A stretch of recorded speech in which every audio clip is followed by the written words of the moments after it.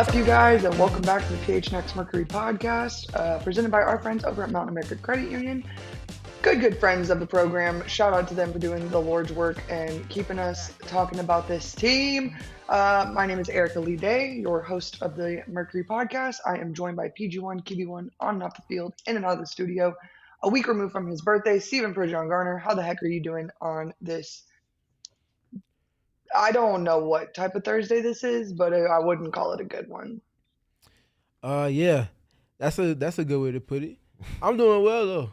I wish the team was in a better state, in a better space, had a better spunk about them. But this is clearly something that's part of the journey for them. So, they got some things to work through, and that's what we're here to talk about. But I'm doing well. How about yourself? I'm all right. Obviously, we got our newest member of this fine program, Gil McGregor, joined all the way to our right. Gil, how the heck have you been doing? You guys had Ryan Dunn on the Sun Show today. That's pretty sick. I'm not going to lie. So you talking to that guy about aura farming? I learned a little lesson about aura. I learned it was a thing. I learned it was a skill. Like I knew that it existed, but I didn't know that it was a skill that you could work on and develop in the off season, just like anything else. So working on my left hand, my mid-range, and my aura farming this offseason.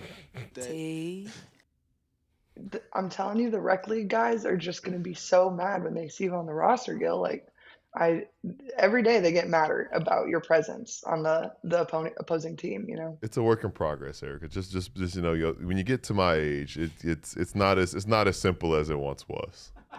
You're not 80, Gil. Like, I feel like it sometimes. After playing for the first time in 4 months, you feel 80. Well, shout out to Kevin behind the Mac, pushing the X's and O's, driving the bus, keeping the train on the tracks, all the things. Obviously, we are all gathered here today to talk about the Mercury's loss to the Dallas Wings, 85-70. I just, as the host of the DLS Wings pod, I just have to say, like, Paige Bueckers, what a night she had tonight. She's pretty good at the sport. Turns out, having Paige Bueckers be your franchise player is a pretty good choice, Good for the Dallas Wings because, ouch, what a burner she was on tonight. She's a hooper's hooper, man. Like, and I think about, some of the big performances that we've seen her have. Mm-hmm. Some we've seen up close and personally, but off the rip, it's just a groove and the efficiency that she does it with. Not really many wasted motions, not really many wasted shots, and she gets to her spots, and she does what she wants to do. 31 points on 20 shots, 24 of them in the first half, despite the sprained ankle. Went back, and I was a little worried about it, obviously knowing like her extensive injury history and many other things that aren't just ankles. The way she hobbled off, it looked like she wasn't coming back. Yeah. And she was gone for about 2.5 minutes, and she was right back and I think added 7 more points to her tally after coming back in the game. So very obvious why she went number 1 in the draft last year. Very obvious why she is one of the top talents. Take young out of it. One of the top talents there you go, in the league. Wow, I'm just, third time's the charm. Yeah, third time is the charm. But yeah, just an efficient night from her, and there weren't really many answers. And unfortunately, obviously she's talented, but it also continues the trend of prolific guards and wings having big nights against this Mercury team. Yeah. So, just context-wise, telling a little story. Paige has now 5 games against the Phoenix Mercury. Tonight's game counting number 5 of her career, excluding tonight's game because those numbers haven't quite been updated thoroughly that I'm getting ready to speak to. She had what was her career high for quite some time until she dropped 40 against the Sparks in September, or August rather, of last season. But at that first moment that she went against the Mercury, she dropped 35. She dropped that 35 points on 19 shots from the field, shot 68.4% from the field, 71.4% from 3, knocked down 5 of 7 from deep. That very first time going against the Phoenix Mercury here at Mortgage Matchup Center. Comprehensively, those 4 games she played against the Mercury last year, coming into tonight's game, 23.3 points, 57.6% from the field. Specifically from 3, 62.5%. She was 10 for 16 coming into tonight's game against the Mercury from deep alone for those 23.3 points that she was averaging in just a little over 31 minutes a game. So that's a thorn in the side and really just kind of speaks to just someone that they haven't quite had an answer for. Was hoping that just after those 4 games last season, in tandem with the woes that we've seen and documented against kind of the lead ball handlers that they've gone up against so far this season, that they would have a little bit more of an answer, a little bit more of resistance that they could meet said prolific ball handler with. Tonight wasn't it. There comes a point where it feels like, okay, if you don't have the answer to a specific player or a specific position, can you make them work towards their secondary or tertiary moves? Like, how often did it feel like we saw Paige have to go to a counterpunch or a counterpunch to a counterpunch to then get to her bag or get to her buckets? It felt like it was, if she had to make a secondary move, it was more so her doing it for her rhythm than it being dictated that she had to do this. Otherwise, she was either going to turn the ball over or it was going to be an inefficient shot that she was taking. Felt like she got to her spots a little bit too freely. It felt like she kind of got to paint the pictures that she wanted to with the brush strokes that she wanted to. And that's not a tone that you want to have set from a player that has that type of response that she can get from her teammates. We talked about it in the second half. Kevo was like, Isaiah James, where did that move come from?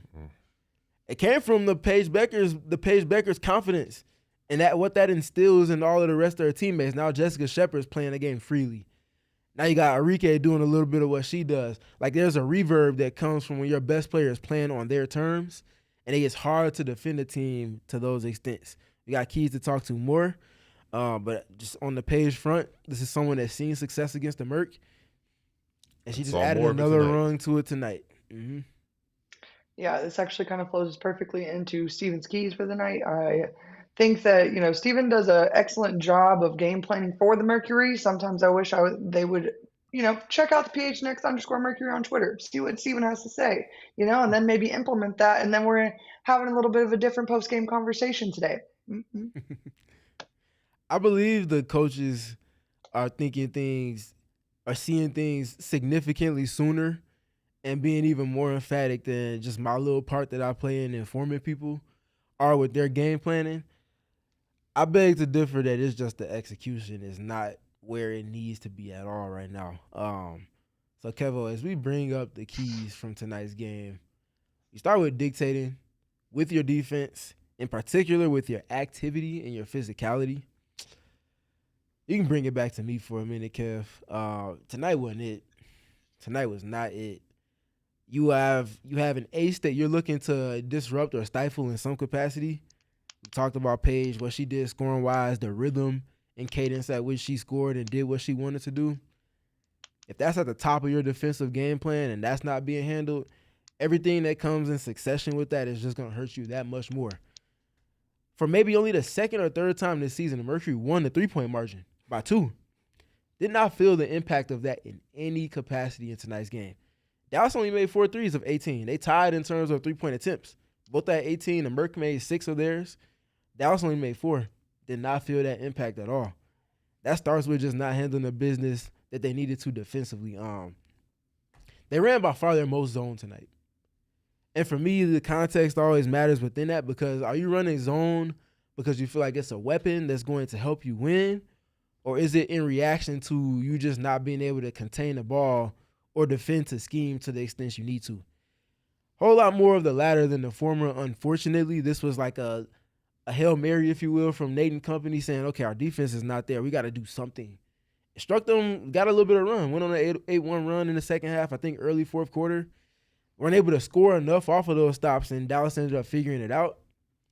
But I think that switch and it's not working to the extent they needed to really just speaks to where they are at this present moment. Searching. 13% of their possessions defensively came on zone. By far their most all season. They're searching right now. Yeah, I think back to like why they would even want to do that. Yeah. And one of the things they said on the broadcast in the first half was that they were having a tough time dealing with dribble handoffs and some of the offensive actions. That's why Jessica Shepard finished with 7 assists, I think 5 of which came in the first half. And that is when you talk about defensive activity and physicality, and not to the point where you're getting whistled for fouls, especially the way we know the game is being called this season, but making yourself felt, being present, being active hands, seeing bodies, crowding lanes. We're not seeing that. And we talk so much about a team, a franchise with a history of a defensive identity.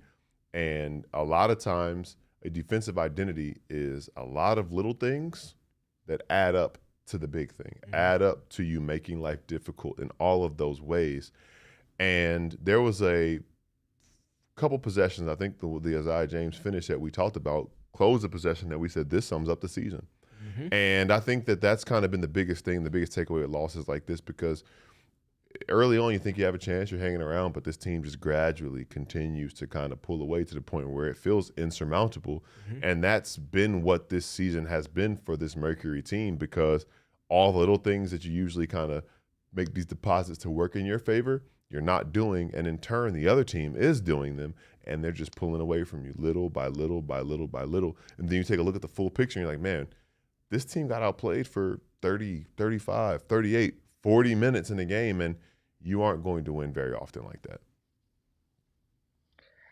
You really are not. It was a pretty frustrating defensive performance at multiple points in tonight. But then also, I do want to talk about effort for just a second and just like what the entails, right? When you're not going the extra mile for 50-50 balls, and I'm going to talk about one thing in particular, and then we can kind of go from there. But, there's a point where Kahleah Copper's dribbling the ball. She kind of loses the dribble for a second. She's going for the ball because she's losing it.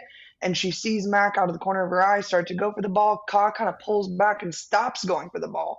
And that is not going to help your team win games. And that is the type of thing that you see kind of over and over again, where it's, the effort is almost there. It's almost there. It's close, but you can't quit going for the ball just because you see Mac also going for the ball. There is a multiple standpoints of effort from that point that is not good enough. And it's not putting you in a good position on the defensive end, most certainly, because now you got two players on the ground instead of just one player on the ground. Both of you were barely going for the ball, and then boom, you've given up a layup in transition. That's not how this team is going to successfully operate the rest of the season. For sure. Kevin, we can go to key number 2. 3 kills. I don't think they had even one tonight, unfortunately. And one of the most evident numbers on that front is when you look at just the lead changes. No lead changes. 0 lead changes, tied just one time in this game. That's not Mercury basketball. They left a lot of food on the table in terms of what I feel like potentially they're capable of defensively. They just did not feel connected. And I think we heard Dewana mention that multiple times when she was available in postgame, just saying that they weren't connected at the point of attack. And that's the worst, most deadly, detrimental part of your defense. That's the standpoint. That's your tone-setting spot. And they just didn't have it again tonight against Paige Bueckers in particular, but just the Dallas Wings team collectively. Key number 3, Kevo, if we can get to that one real quick. The half-court offensive tempo is something that it's been high variance for the Mercury, and it's been honestly more lows than highs so far this season. Some of it stems from the defense not being to the level that it needs to, meaning they're taking the ball out the net, going up against a set defense where they've got their shells set, their matchup set, their coverage is set, and you have to find ways to try to poke against the defense to go against the grain. 75, 85, 88, almost 90% of the possessions at times. That's not Mercury basketball. Mercury basketball is we have our offensive flow in the half court because of the defense and because of playing off of so many rebounds and forced turnovers. And you get the poetic justice, Alyssa Thomas bun bouncing in the wind and spraying out to three-point shooters or bullying players to the basket and getting layups and screaming and one or singing and one as she walks to the free throw line as the ball goes through the basket.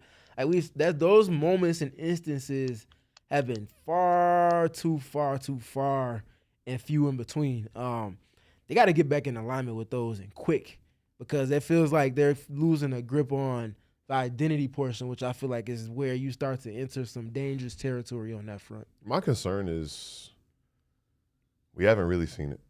Facts. We haven't really seen it to, say like there's been like I appreciate everything that opening day was. Mm-hmm. That was a long time ago. A long time ago, a month ago, 14 games a month ago, Yeah. a month. And you think about time wise, it was a month ago. It was May 9th. That game was. So here we are at this point. Like, there's no way to even hold on to that anymore. It was great in the moment, but there's just been so much more evidence that's piled up. That's been rough. We're past the quarter point of the season. I know that there was some conversation about feeling like you're still in the training camp portion of the year, but guess what?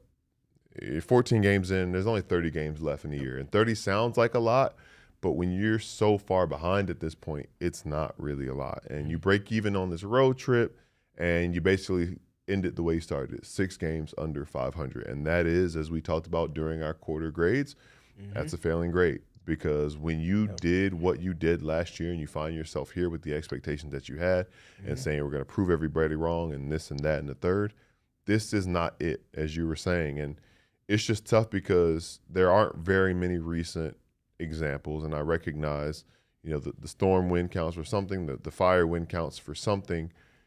But there hasn't been that many pieces of evidence recently that you can say, okay, latch on to this, more of this, more of this, more of this.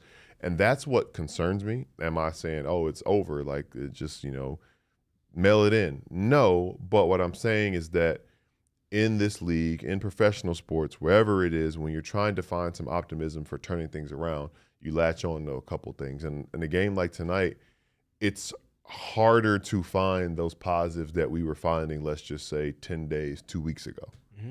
It's uninspiring. Yeah.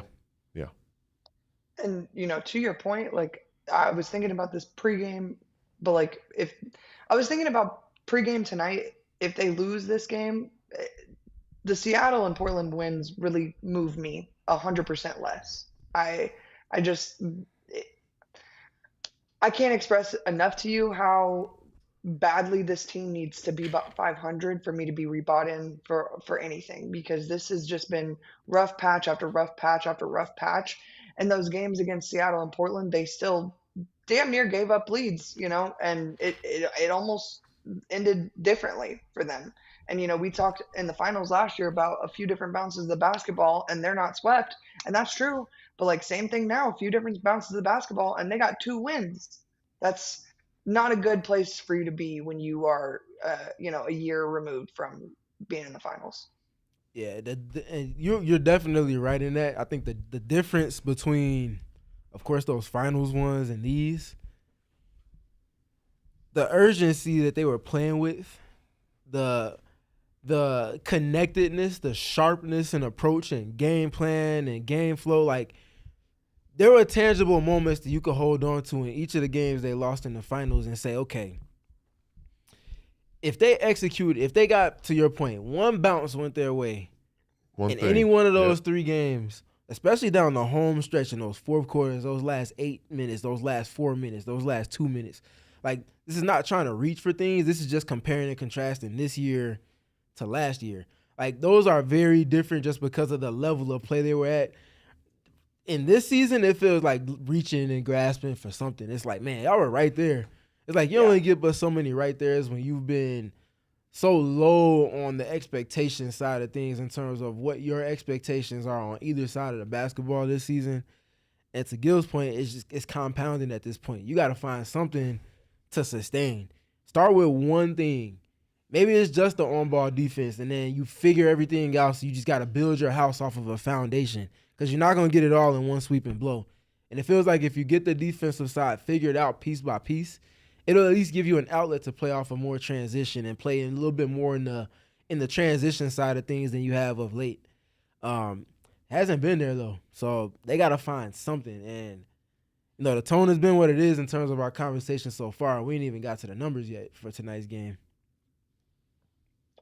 Yeah, I'm really not looking forward to it. I was hoping to get a few other little minor conversations out of the way, go to the ads, and then boom, we move to the by the numbers. Everyone cool with that? It's cool with me. Groovy. Really? Obviously we're going to get to the by the numbers of the team, but I feel like I would be doing this podcast a disservice if I did not lead the numbers off by talking about Kahleah Copper in some capacity. And to be honest, yes, she is obviously in a shooting low, but like she is having the worst efficiency year in her entire WNBA career. And that has got to be it has to turn around. If that does not turn itself around, this team is looking at a long 30 games. Is that what's left now? 26, 30 I think. 30 exactly. Oh, okay, period. But yeah, we talked a lot in the preseason about, replace 13 shots, replace 13 shots. We're not worried. We're not worried. We're not worried. And I wasn't. I don't lie on this podcast, but if Kahleah Copper can't shoot above 20% or 30% even, we're going to be looking at a really, really rough season for the Phoenix Mercury. It's tough too because coming into the year, we had so many different metrics and numbers and things that we talked about. Let it rip. How many times did we say that? How many times did I tweet it? How many times did we play those clips about that? And like, let's hit these benchmarks. Let's get Ka taking this many threes per game. Let's have the team taking this many threes per game. And we're going to compound that with the level of defense that we're going to play and the level of efficiency, the speed with which we're going to play. And unravel feels like a strong word, but at the same time, it feels like an appropriate word because it feels like, even thinking back to like that first 2 weeks of the season when everybody was kind of feeling things out, and there was that blown lead against Minnesota, and then there was the game against Chicago where they showed that they had learned a couple of lessons early on. You kind of saw a team that, I'm not here to say that they were doubting it, but there seemed like there was a level of uncertainty with adhering or sticking or trying to hit those numbers and stick to those principles. And I think that goes back to the identity conversation. And it's not even a matter of this team is just slacking and loafing and not playing hard, but I do think the intent feels a little off because they seem uncertain. And when you're doing something that you are not fully sure about, I'm not even going to say that they're not bought in. When you're doing something that you're not fully sure about, you can't do it but to a certain point or a certain extent. And that is just the interpretation or the impression or the feel that I've gotten. Why? I think there are a lot of different answers that could be why. There could be the health situation. There could be the availability of different players, the consistent changes within the lineup. All could be valid reasons, but whatever the reason is, that's what it feels like it's led to through 14 games. Yeah, I think you said a lot there, and I think a lot of that aligns directly with Kahleah in particular. Factoring in tonight's game, the Mercury have 104, I believe 104 threes made. It's 12th in the W right now. Not going to get it done. That's not letting it rip. No, I don't feel like their 3-point results so far matched, at least by my eye, what my expectations were for their shooting talent as a collective. I'll start with that, and as we kind of paint the picture and make it make sense, bring it back home to Kahleah. Team shooting talent and results are not matching, not even close, if I'm being honest. That means that game plan-wise, teams are coming into games with Kahleah at the top of the list of pieces between, depending on what their personnel is. They're either trying to take her off the board or they're trying to take AT off the board. With the Ka route, if you're factoring in that teams aren't necessarily respecting or shifting or blinking within their defensive coverages, game plan, or approach to the spacing and the shooting within the spacing the Mercury have, that means they're spending more defensive capital to take away things from Kahleah Copper. So those left corner dribble handoffs that y'all love to get into between you and Alyssa Thomas, what about if that person from right above the break is pinched in past just where the nail is and they're at the strong side elbow instead of being at the nail or being at that weak side elbow, and you can't turn the corner? If that is there in tandem with you also being top locked, because again, they just don't care as much about your shooting on the backside as much as you would want. If you get the handoff, it's like halfback dive and they got 8 people in the box. You're going against the grain. Now multiply that across 25, 30 scoring possessions that are being drawn up with an action for Kahleah or a concept for Kahleah. Where's she going? I put up the stats on Twitter earlier today. For players with 80 or more drives this season, Kahleah's top, I think there's like 18 players. She's top 12 in terms of those total drives. Only person that was seeing more help present on her drives was Skylar Diggins. That means that teams aren't shifting, again, off of their shooters to give her space to be able to operate. Now, there's things that you can do, and they're starting to slowly bake those things into their process. But when if we're painting an honest picture on Kahleah Copper, and I see everybody speaking to wanting to and expecting more from her as a scorer, yes, her lofty expectations, the standard she set suggests that she should be playing much better. But I think the other side of it is that because their process offensively is not sharp and teams aren't respecting their shooters to the extent that they maybe did last season, the lanes are just clogged for her.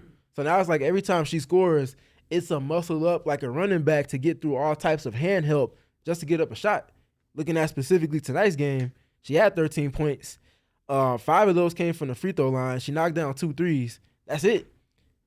She did not score on a fast break. But look, talking about Kahleah Copper, she's one of the best in the open floor in the game. They're not getting enough stops to get in the open floor. She didn't even have an attempt on a fast break tonight.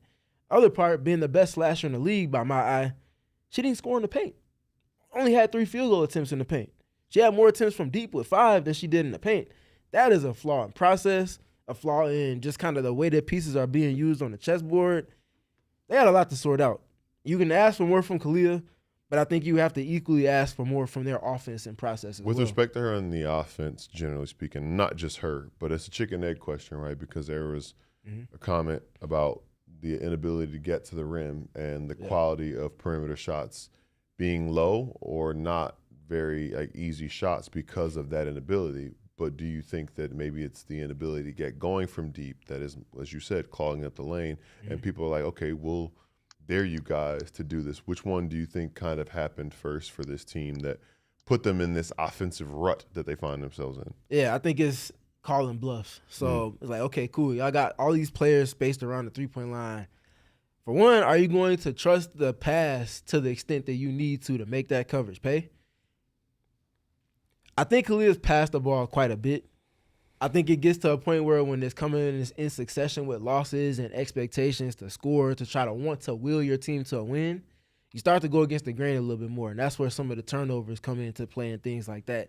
So it feels like more of teams saying, okay, we're going to bet on you all trusting that. And then after trusting that, seeing if those players are going to make shots. And just based off of the numbers from 3 that I was talking about for the team this season, being a bottom third team that makes and also in percentage from deep on top of that, teams are going to continue to shift and try to clog that lane. Making things really hard for the Mercury. We're going to talk about by the numbers after this quick break here on the PHNX Mercury podcast. Thank you for being a part of the PHNX community. We're always looking to improve our shows and better understand how you listen and what you value most. That's why we've launched a quick survey. Your feedback helps us shape the content you love and make it even better. It only takes a few minutes and it makes a huge impact. Take a moment, head to gophnx.com/contest and let your voice be heard. Respondents have a chance to win a $100 Amazon gift card. We appreciate you. Dang, can I do the survey and get the gift card? Asking for a friend. Asking for a friend. Guys, you know what I got today? This is my big W in the day. You want to know what I got today? Gas for under $4 a gallon. I answered last time. I didn't want to do it again. We're locked in. Oh, I was so happy. I'm not going to lie. I was like dancing at the gas pump. This guy was like, what's up? I was like, aren't you a part of the inner circle? You should know why I'm dancing. Like, you should literally know why Were you doing a Dougie? She should have been doing bird walk based off of the nice game. I'm not a good dancer, so I'll let you just make of yourself what I was probably doing at the pump was probably not good. But nonetheless, I still had a fun time at the Circle K getting my gas for 40 cents off on Inner Circle Fuel Day. They reward your members every month. Every single month, there's a day where you get a bunch of money off the gas. It's the best day of the month, arguably best day of the year, best days of the year, I guess. But you can also get 2 for 1 or buy 2, get 1 free on Monsters, Celsius, 25 cents off a gallon when you buy 3 Coca-Cola products. I mean, geez, the deals just keep on dealing themselves, honestly, at this point. What did Kevin and Damon say in theirs the other day? Better bread keeps the butter people or something like that. Just go to the Inner Circle app, download it today, put in your email address and phone number. Terms and conditions apply at participating locations. Visit CircleK.com for details. Oh, that was really Kevin, funny. what did you guys say, Ashley? We said Circle K is like a company of the people because they know that their bread is buttered with the people. You don't make bread unless you please the your people. bread is buttered with the people. That is the exact quote from the pod. I Sure. actually was losing my mind. Wait, chat. Type W in the chat if you've heard the phrase like where your bread is buttered. Well, no, you're right, but it was just in the context of that, Steve, like Kevin. Oh my gosh, whichever. So sorry. It is hilarious.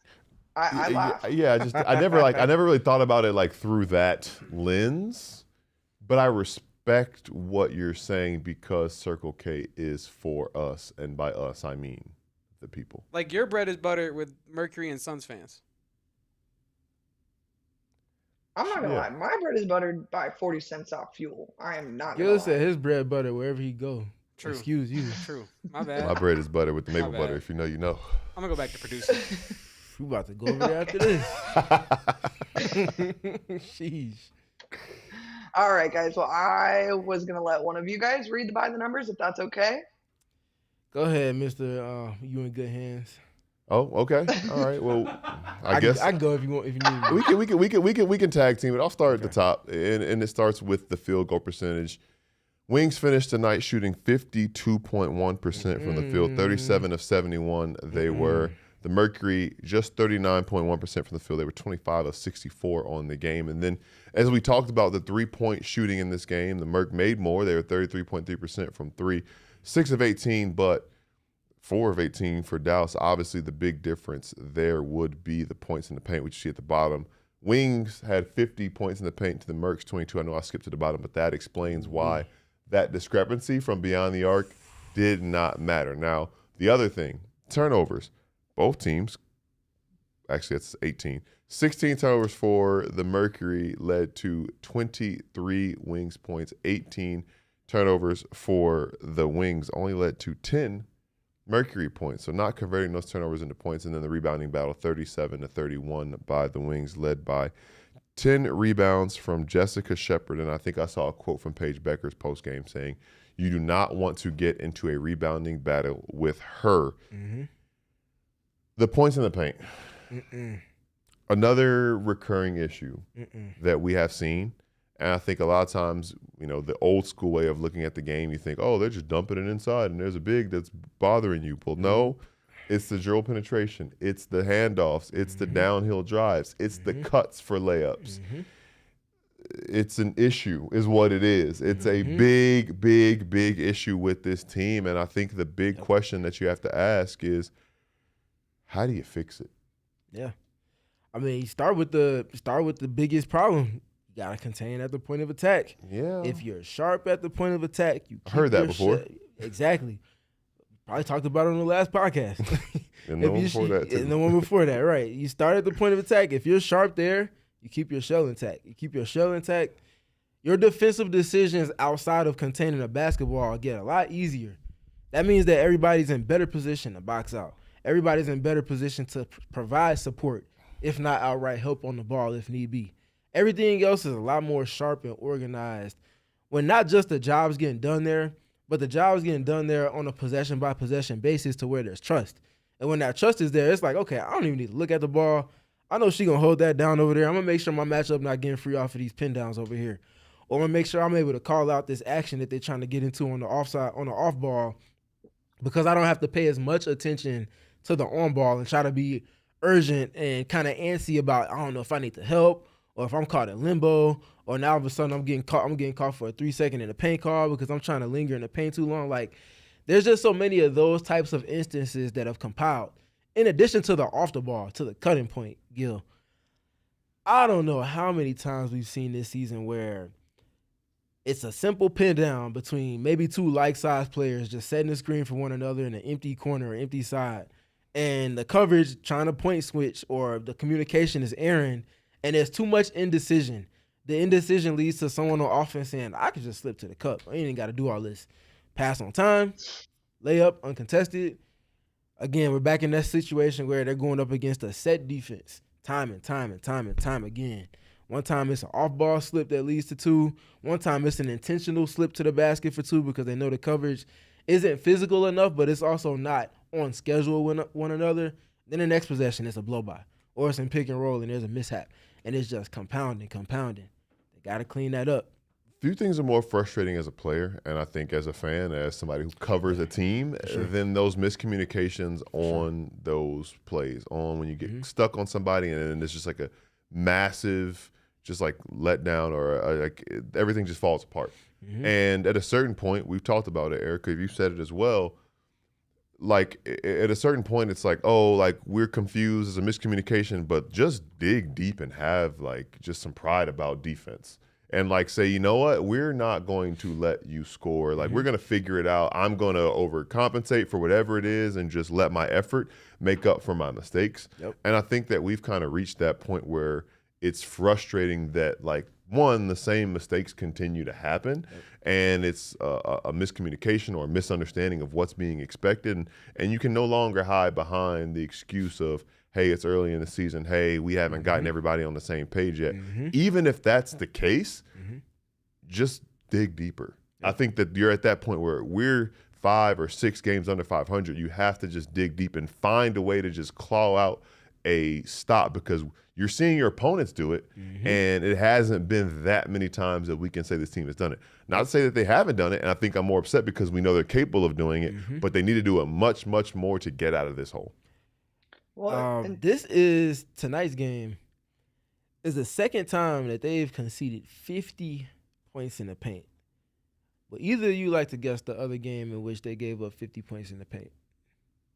I'm going to guess Minnesota, but my brain doesn't work. So now, Erica, congratulations. You got that one right since you answered it correctly. Was it the first time they went against Minnesota or was it the last time they went against Minnesota? On the Bonus spot. question. I'm going to go with first. Not quite. It was the last time, but to your point, and I'm glad you answered it either way. I thought it was a trick question, honestly. Because guess what the third highest scoring game points conceded 48. in the paint was? Yeah, exactly. 50 against Dallas tonight. Can you tell us what those teams have in common, Steven? Exactly. A lot of passing, a lot of cutting, a lot of bigs, a lot of guards that can get downhill. Elite and guards. They trust the pass to the extent that they get into it in different ways. Like, yeah, there's some copy and paste there between those two. That third game where they gave up 40 or more was 42 against Minnesota in that first matchup on May 12th. So May 12th, 42 against Minnesota. June 1st against Minnesota was 50, and then obviously tonight, June 11th, was 50. So not great. And if we want to take it a step further, their top 5, the other 2 games, they gave up 38 in the paint against Atlanta. Copy and paste that. Guards get downhill. Ability to pass to cutters to get into the paint. And then that other game was against the Chicago Sky where there was a lot of Rickea Jackson drives, got to the paint, scored. Camila Cardozo making passes. Yeah. Got to clean that up. Well, and the other thing you have to clean up is your ball handling quickly because they had 5 turnovers in the first 5 minutes of the game. Like, that is not a recipe for success. To your guys' exact point about the defensive end, you're making your life so much harder for the rest of the game by giving up the ball on I don't want to say silly passes, but you're making your life harder with the types of passes that you're trying to make. When Max being doubled, probably not the time to dump off to her just yet. Make some other actions to get to Mac eventually, fine, but off rip when you're trying to penetrate into the paint, now you've got 3 people in the paint with AT and Mac, probably not a good time to dump off just yet. Maybe pass out to a shooter, figure it out, but 5 turnovers in 5 minutes, the first 5 minutes of the game, no less, I was actually surprised that they ended the game with only 16 turnovers after the first 5 minutes went the way they went because it was egregious to watch them give up the ball that much. And then, obviously you've got AT whose offensive fouls constantly count as turnovers when that should be illegal. That should be illegal, but that's neither here nor there. But I want to, I wanted to start this podcast off on a positive note today and be like, oh my gosh, it's all-star voting. The polls are open. Albeit it's been a rough year, but we still have superstars on this team, blah, blah, blah, blah, blah. But when your superstars start out the game and there's 5 turnovers in 5 minutes, it is a really tough market for me to go at with, please vote. How can I in good conscience do that? To your point, tonight's game, you get Kahleah Copper going 3 for 10 from the field. You have Alyssa Thomas going 3 for 8 from the field. So your 2 best players going 6 of 18. For 19 points. Combining for 19 points. On the road for a team that is now 4-9 coming into tonight's game. Need it. It has to improve. And like I mentioned at the end of last week, I think it was our second episode last week. I'm looking almost specifically at those two because I think it's just going to come down to just that will. Like you just got to will your team to a win. It looks a certain way when they're able to go and get a win without your two best players and do so the ways in which they did against that Portland Fire team who was coming off of a game that they lost and was coming back with that game to try to prove a point, and they weren't able to do it against a team that didn't have their two best players. Like, y'all got to figure it out. Quick. Here I was thinking I was texting Kevin about Superchats, and I texted the wrong person. So, my friend's looking at me like, what are you talking about? Super what? Yeah, you're good. I'm like, I'm good. Kevin, just wait till the end. But anyways, yeah, the two best this all, to both of your guys' last 45 minutes of points, like this all comes down to trust and reliability of your teammates. And if you can commit, I joked a lot about committing to the bit last year because this team was really good at committing to the bit. Whatever they were going to do, they did it well and at a very, very high level. And when you have the lack of – there is a slight bit of lack of continuity here, right? Because of everything that played out in the offseason with Satu, Sammy, I can go on and so on and so forth. But, like, there is a lack of trust right now that this team can get the job done on both ends of the court. And so everybody's trying to overcompensate for that. And that is not a recipe for success. To Steven's point, if they don't start playing games on their terms again very soon, and the identity does truly get lost, we could be looking at a whole lot of losing streaks because this team has a recipe for winning. It works. We've seen it work. We've seen it work this season. But they have to go back to that recipe. I don't know, that saying about there being too many chefs in the kitchen or whatever.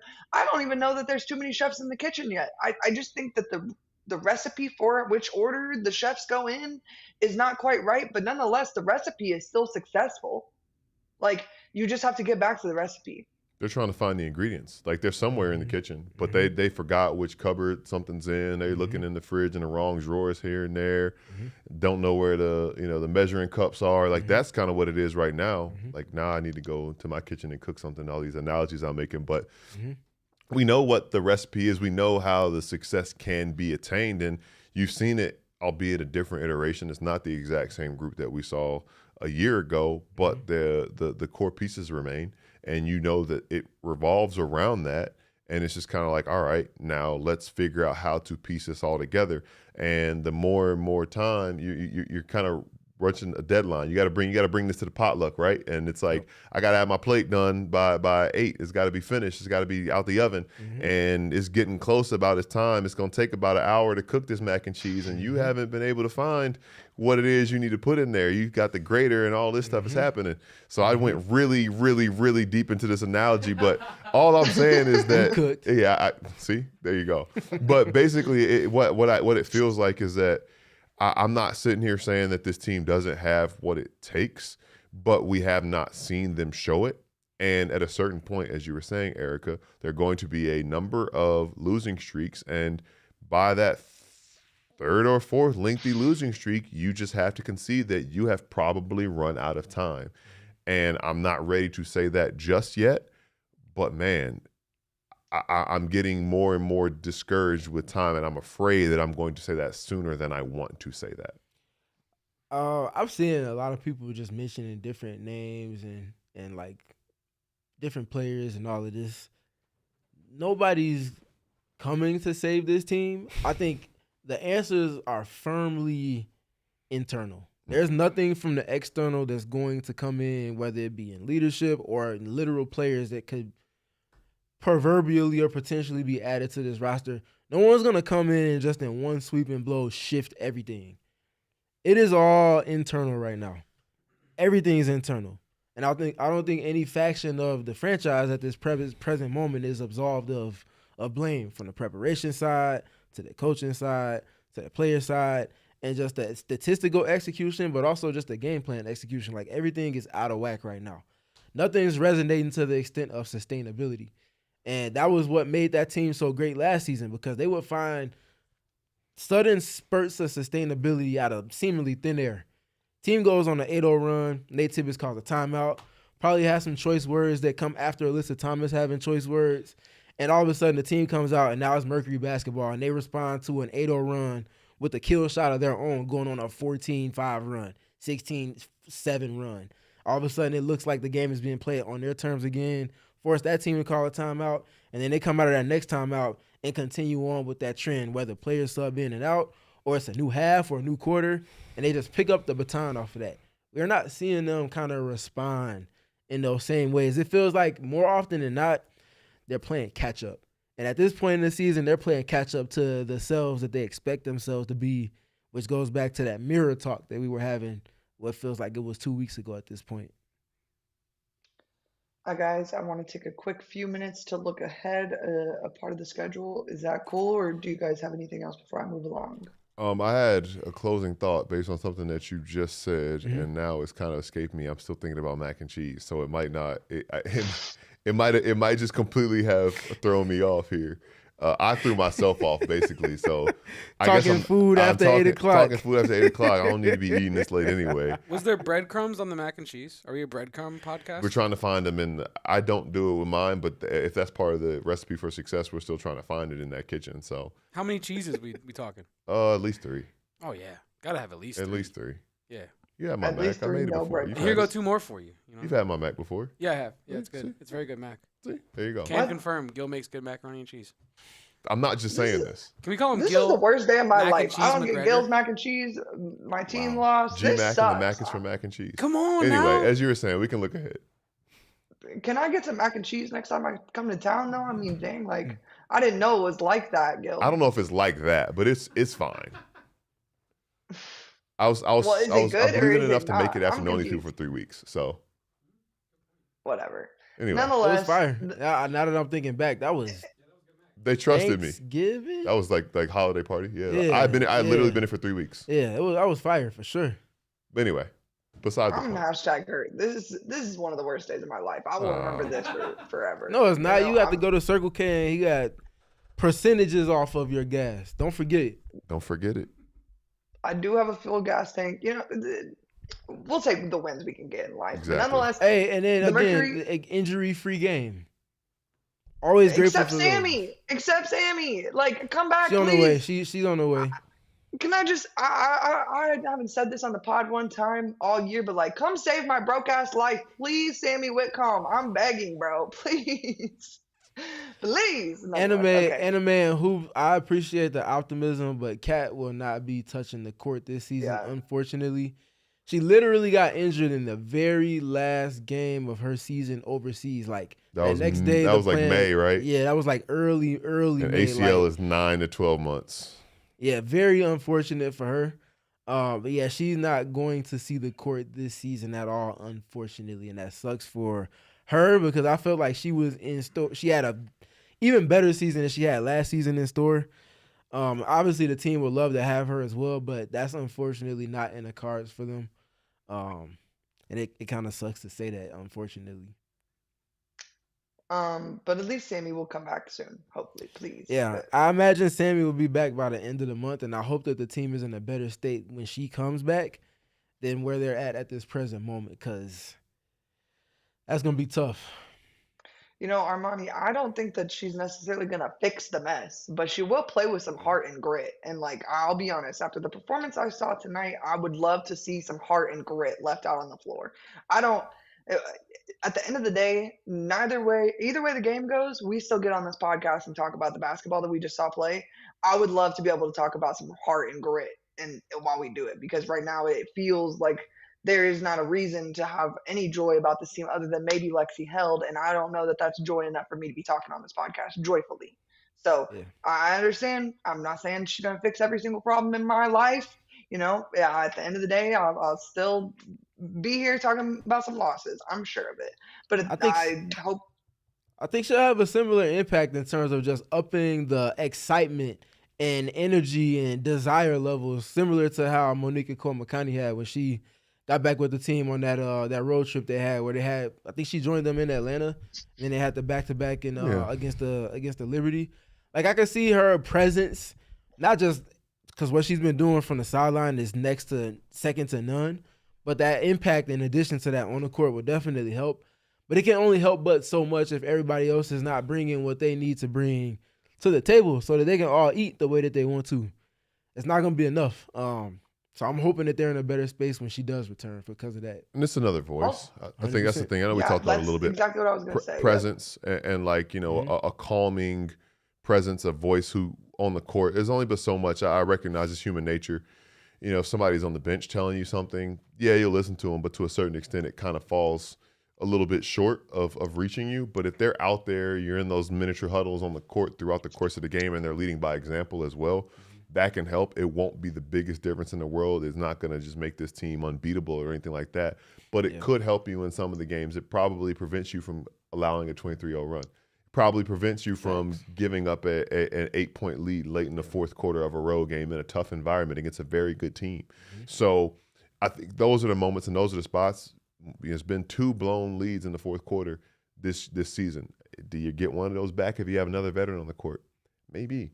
Do you not allow a lead to balloon, a run to balloon to 23-0 when you have another veteran on the court? Probably not. So those small spaces make all the difference when you're talking the margins of wins and losses for a team like this. I think, like, if we're really looking at, like, the plug-and-play dynamic of Sammy, I think some of these instances where we're seeing that Jovana Nogic is just not good enough defensively at this present moment to be played, and they just have to go with someone that is capable of shooting but isn't necessarily the threat of getting the reaction out of a defense to the extent that Jovana is and can be for the team. If Sammy's there, again, you're talking about trying to bridge the gap over the course of pockets of a game. If Sammy's in those spots, there's more respect that's going to be conceded to Sammy, especially in an off-ball capacity, that helps to give Kahleah Copper maybe another corner she can turn. And if there is help there, then there's going to be a significant price to pay for that because of Sammy's sniper prowess. So, like, these little things can help add up over time.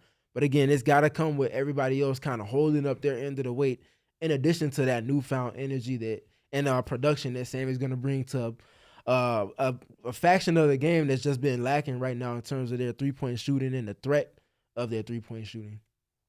I just want to say thank you to Get Fit Elementary for having some sense in the chat. There are no draft picks to tank with. Like, please, I don't know if we've forgotten who the Phoenix Mercury are. Like, that is, they never have draft picks, especially in the first round, ever. They always trade them away. So in 3 years that I've been religiously following this team, not a single first-round draft pick. In fact, their first draft pick was actually just this year. So yeah, and it was in round 3.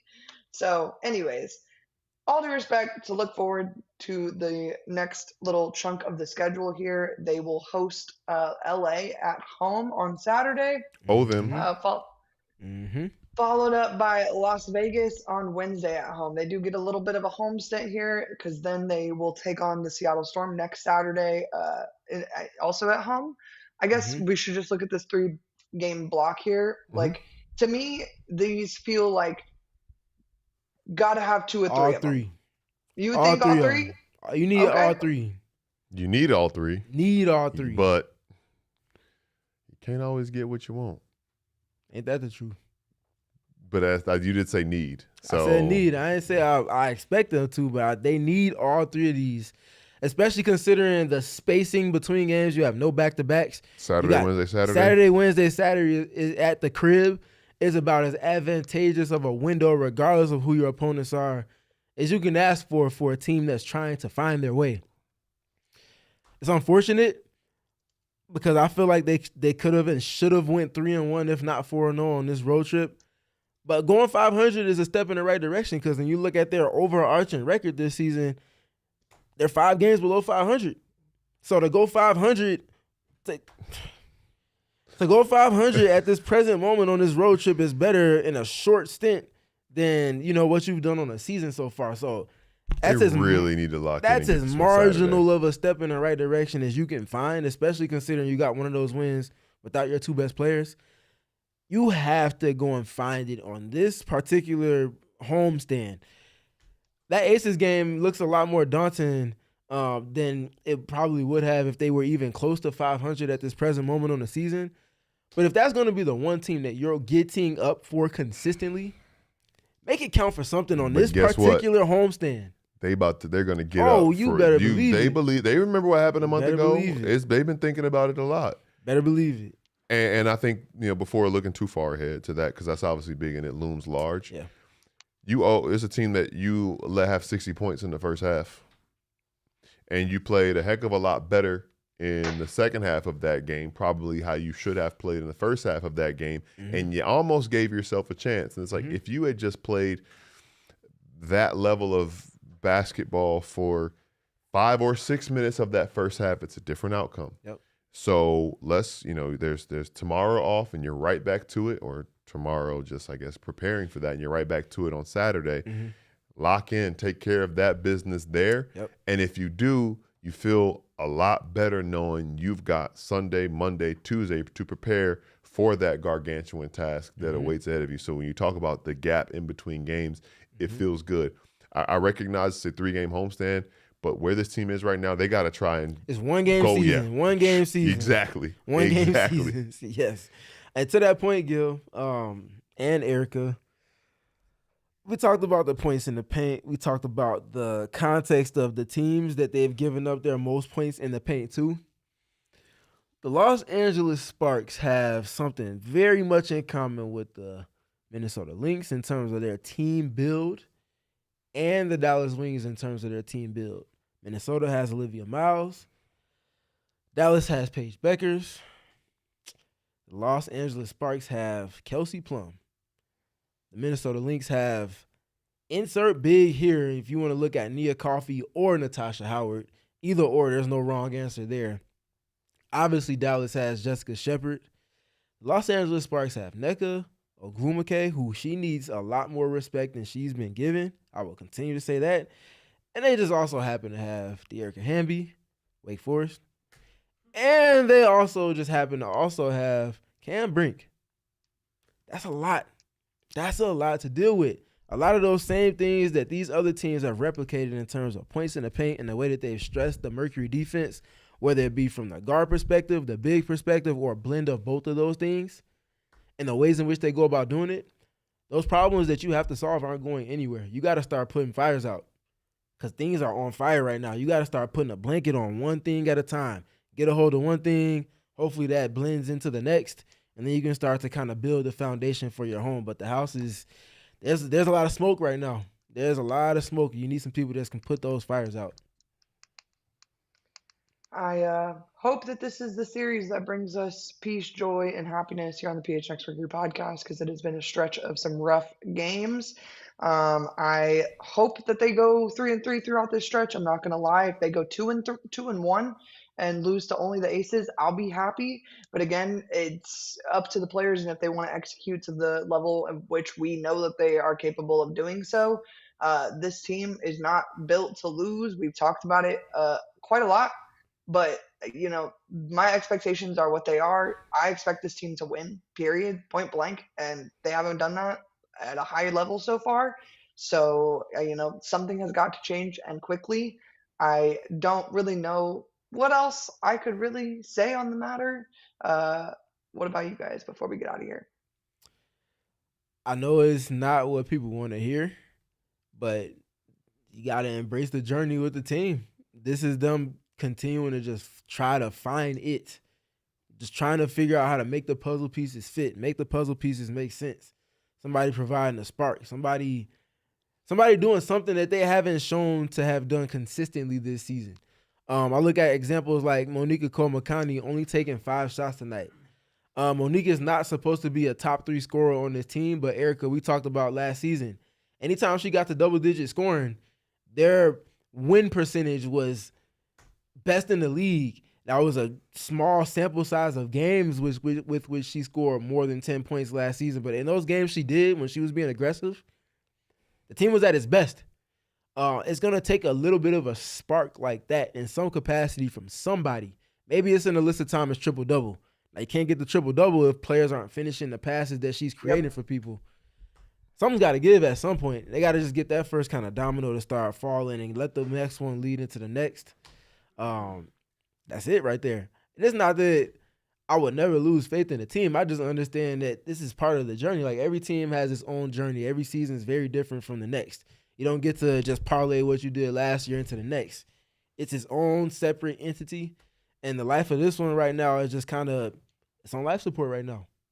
Let's say that's a fair assessment. That's like, that's still there. You talk about having faith, and like, that's a little faith could go a long way. It takes a spark to get a fire going. All the sayings you want to go ahead and say about how that is. Like, for sure. I think that you are being very fair in your assessments and where you find this team to be right now. Like, the flaws and issues are obvious. The biggest one being their 4-10 record, but it is as unideal as it's been, as tough of a spot as it is right now. There is still a little more basketball to play to kind of assess and figure out like where things could go or could be. But I do think that the panic levels are rising. And at a certain level, I feel like panic is more of like, oh, things are just going wrong. This is kind of like, man, like, we don't know what the heck is going on. It's just a level of concern that continues to rise. And I do think that there's a small difference between those things. And I do think that it's a lot of concern with this team. My man Anime Hoops in the comments said, I know Erica can go out there right now and drop 3 points on the Mercury, go for a tryout. Y'all have to be so serious in these comments. There is a reason I'm behind a screen chit-chatting and not on a court, okay? There is a reason, a very specific reason. It is because I am not good at basketball. But anyways, despite this being a rough stretch to be a Mercury fan, you're here for us. You're here watching the show with us. You might as well just leave a like while you're here. Subscribe to PHNX Sports while you're here. They do some really sick shows, as I talked about at the top of the hour. The Sun Show had Ryan Dunn on the pod today. If I heard through the grapevine correctly, the Cardinals have something cooking for Friday, which by now is tomorrow. Oh, no, Ryan Dunn front. He said that this is behind the scenes. He mentioned multiple times, partly because I kind of bullied him into – hey, bro, you was at a lot of Mercury games last season. Like, where you been? He was like, he kind of put the head down, like, yeah, that's on me. He's like, I'll be there. He reiterated it multiple times. Ryan's known to bring a spark for the Suns when he comes into games and just energy. He acknowledged that the team hasn't been to the level they need to. I imagine if he's at a game soon, he's probably going to get shown on the screen. He's been the most consistent Suns contingency guy at games going back to last season. I imagine he's going to be trying to kind of light a fire in the fan base and try to play his part that he can, hoping it trickulates onto the court. So Ryan said he'll be at games more going forward than he has been, just been kind of taking some time off in this early portion of the offseason while also getting in the gym. But, yeah, definitely go check out that convo. Very great guy. Loves basketball in general, including the women's side. And yeah, like Erica said, support a lot of the cool stuff we got going on independent of Merc. But with the Merc, make sure you tell a friend. Don't forget to tell your peeps about us and what we got going on, because we appreciate y'all and we want to make sure that everybody's getting the things that they want from the coverage side of things. Can I say another cool thing we have going on? If you like hanging out with us here, you can come hang out with us tomorrow at the World Cup watch party. Team USA gets going at 6 p.m. tomorrow against Paraguay, and Team USA features, like Kevin, St. Louis's own, like me, member of Charlotte FC, Tim Ream, and Team USA. He's a captain for Team USA, by the way, as they take on Paraguay, presented by Buchanan's, Casamigos, Don Julio, and Michelob Ultra. And they got specials at Phillies on North Scottsdale Road tomorrow at 6 p.m. $4 Michelob Ultras, $6 Neutrals, $6 Stellas. Sounds like my kind of good time. So we will see you out there. Go to phnx.com/events for more details and to RSVP as Team USA begins their World Cup journey. Shout out to Tim Ream, by the way, who, as you said, St. Louis's own. One of my teachers growing up is his sister. Small world. Yeah, wow. In high school, like once every, well, not once in 4 years in high school. I wasn't there multiple 4-year cycles, but you dang, get the bro, point. what kind of plan you was on? No, that's what I'm saying. I wasn't there for 4 years. So, St. Louis Public Schools, bro. What y'all got going on out there, bro? But you get my point is that every once in a while we would mention, oh, Miss Ream's brother is doing a thing, and he's on TV, and it's pretty cool. He's captain for Team USA. Yeah, it's really sick. So and the man for Charlotte FC. So look, Hey, that's like seems our pretty- worlds colliding. See, it's pretty important. It's important to be the captain, I think. Seems pretty important. So we'll Shout see out what to happens. teachers, man. By the way. Shout out to very important. There you Wow, go. guys. We're ending on Yeah, we positive can have notes. a Look at whole- us. We can have a whole other episode. Who about knew the that we would be importance of smiling teachers. this much after everything that we've talked about tonight? Really quickly though, aren't we supposed to be pulling for Paraguay on this podcast? Did we? No, Spain. We pulled Spain. They are the favorites. We pulled pulled Spain? We pulled Spain. We pulled the favorites. Yay! Oh my god! I don't should know if go the put some favorite ever money on or wins, something. but we'll see. I'll be honest. Of every sport, like I really, really, really know actually nothing about soccer other than like one little thing. Like I just can't. It's so much running, like, and you know, I like high scoring games. Like, Yeah. That's very Like- true. That is a big part of the game. might You're as- right. I feel Very like true. track and field is like low key more exciting, and that's also just literally running. You know, I don't know. I will. Maybe I'm I crazy. will say, I enjoy watching soccer. I'm not gonna say I watch a ton of it, but I can understand. This is the best it's- soccer to watch. Oh, for sure. Yeah, this For is the, sure. like the highest Yeah. level. But the other thing too, for anybody that watches basketball on any level, if you're used to points being scored on a near possession basis, and you go a full 90 without And it's many points, 0-0, and then you call the game a tie Not- at the end of not- it. It's a draw. Yes, and even That's not just crazy. many. Yes, not even just not many points being scored, but also not many shots on goal taking place. Like I can understand that if that's what you are accustomed to, and it's hard for you to take that step back and just kind of understand and appreciate all of the things going on the pitch. I get it.